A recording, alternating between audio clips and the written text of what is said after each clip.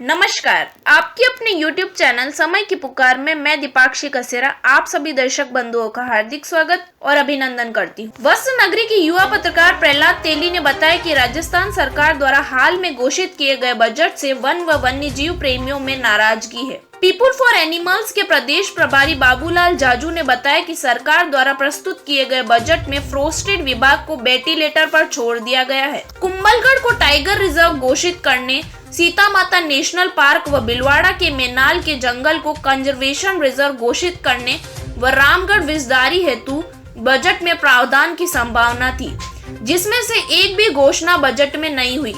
जाजू ने बताया कि राजस्थान के वन विभाग में स्वीकृतीय पदों में से 47% पद रिक्त पड़े हैं। ऐसे में वन व वन्य जीव किस प्रकार बचेंगे? प्रदेश में वन भूमि पर अतिक्रमण बढ़ रहा है व सभी जिलों में शहरों के पास जंगलों की कटाई बढ़ रही है। रणथंभौर सरिस्का राष्ट्रीय पार्कों से बाघ गायब हो रहे हैं। जाजू ने बताया कि राजस्थान देश के सबसे बड़े क्षेत्रफल वाला राज्य होने के बावजूद फॉरेस्ट्री बजट में सबसे कम है। जाजू ने बताया कि महाराष्ट्र, मध्य प्रदेश व गुजरात में कुल बजट का लगभग 3% बजट फॉरेस्ट्री हेतु स्वीकृति होता है, जबकि राजस्थान में आधे प्रतिशत से भी कम बजट फॉरेस्ट्री को मिल रहा है। वन रक्षक वनों में वन व वन्य जीव माफिया अत्याधुनिक हथियारों से लैस शिकारियों से डंडे के दम पर कैसे मुकाबला कर सकते हैं तथा वन रक्षकों की कमी के चलते वन भूमि पर अवैध खनन, अवैध कृषि व अवैध कॉलोनियां बस रही है। वन विभागों के पदों की संख्या पिछले 20 वर्षों से स्थिर ही है, जिससे भी वनों के शिकार की घटनाओं में इजाफा हो रहा है। जाजू ने बताया कि वन विभाग की नर्सरियों की स्थिति भी अच्छी नहीं है। जाजू ने बजट पर अफसोस जताते हुए कहा कि बजट में राज्य की वन भूमि पर पक्की बाउंड्री बनाने के लिए भी बजट आउटिंग हो जाता तो फॉरेस्ट्री भूमि सुरक्षित होती और वनों के विस्तार को बढ़ावा मिलता। राजस्थान सरकार ने बजट घोषणा में फॉरेस्ट विभाग को वेंटिलेटर पर छोड़ा।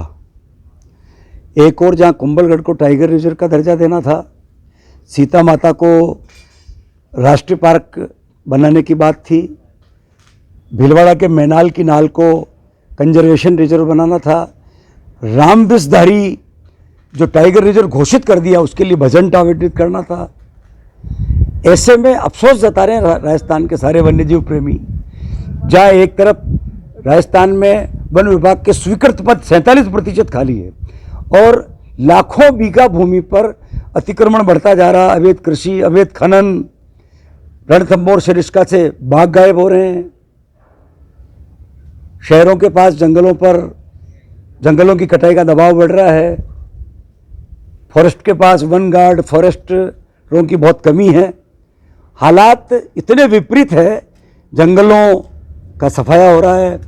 ऐसे में बजट में अलग से प्रावधान नहीं करना।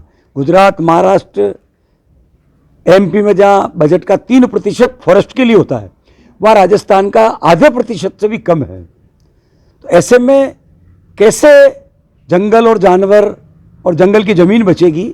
हालात राजस्थान में बहुत ज़्यादा बुरे हैं। नर्सरियों की स्थिति ठीक नहीं है, बाघ गायब हो रहे हैं।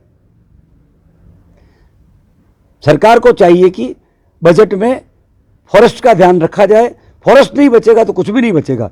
फॉरेस्ट की जो ज़मीन है उसके बाउंड्रियां बना दे तो भी जंगल डेवलप हो जाएंगे।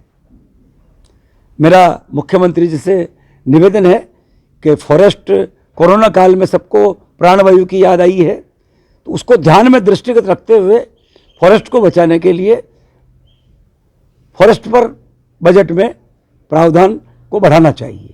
तो इस बुलेटिन में इतना ही। यदि आपको पसंद आया हो तो इसे लाइक व शेयर अवश्य करें और आपके अपने YouTube चैनल समय की पुकार को सब्सक्राइब करना ना भूलें। धन्यवाद। जय हिंद, जय भारत।